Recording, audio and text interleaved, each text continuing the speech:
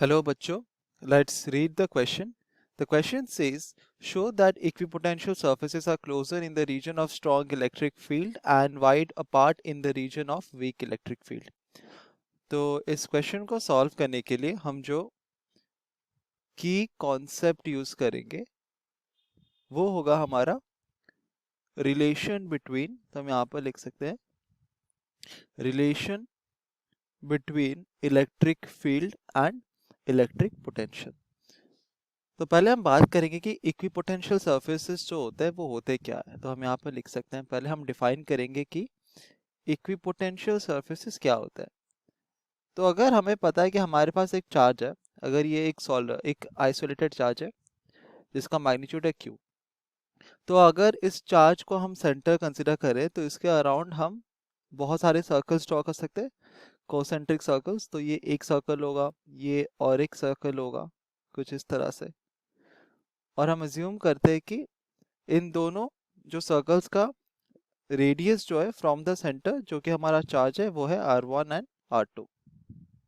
तो हमें पता है कि जो इनर सर्कल के लिए पोटेंशियल होगा ऑन द सरफेस वो कितना होगा, 1/4πε0 multiplied by Q by R1। Similarly outer के लिए ये होगा 1/4πε0 Q बाय R2।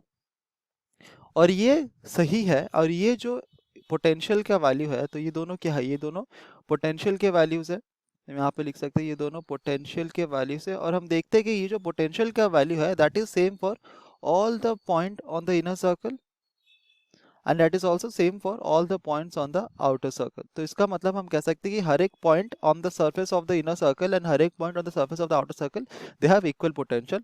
और ऐसे सर्फेसेस को हम कहते हैं इक्विपोटेंशियल सर्फेसेस। इक्विपोटेंशियल का मतलब भी होता है कि हर एक पॉइंट, उस सरफेस के हर एक पॉइंट में हमारा पोटेंशियल का वैल्यू इक्वल है, इक्वी है। अब हमें पता है कि there is a relation between electric field and the potential, जिसे होता है E is equal to minus of dV by dr, जिसे हम कहते हैं कि हमारा electric field is also equal to the potential gradient. हम ये कहते हैं कि electric field is equal to the potential gradient. Gradient का मतलब अगर कोई एक quantity is changing as a function of distance, तो अगर कोई एक quantity as a function of distance इस तरह से चेंज करिए तो तब उसको हम कहते हैं एज अ ग्रेडियंट। तो हम देखते हैं कि इस रिलेशन से हम क्या देख सके, क्योंकि हमारा इक्विपोटेंशियल सर्फेसेस के लिए डी डेल वी जो होता है, तो अगर हमारे पास दो सर्फेसेस है, अगर हम अज्यूम करते हैं कि ये हमारा इनर सर्कल जैसे है और ये सॉरी आउटर सर्कल हम कंसिडर कर रहे हैं, और ये हमारा इनर सर्कल है, ठीक है। और ये हमारा एक पॉइंट है जहाँ से हमारा इलेक्ट्रिक फील्ड एग्जीक्यूट हो रहा है।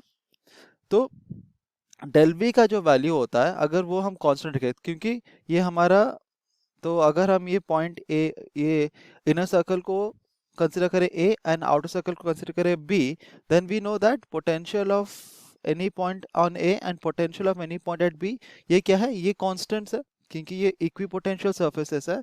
तो इनका पोटेंशियल का वैल्यू कांस्टेंट रहेगा। तो डेल वी का वैल्यू क्या होता है, वो for any given two equipotential surfaces ये हमारा कांस्टेंट रहता है।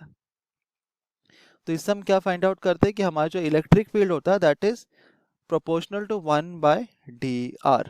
इसका मतलब rate of change of distance between the equipotential surfaces. तो अगर dr का वैल्यू हमारा स्मॉल होगा, इलेक्ट्रिक फील्ड का वैल्यू ज्यादा होगा। इसका मतलब we see that the value of electric field is greater when the distance between the equipotential surfaces is smaller and vice versa। तो electric field का value हमारा small होगा और we have a weak electric field when distance between the equipotential surfaces is greater।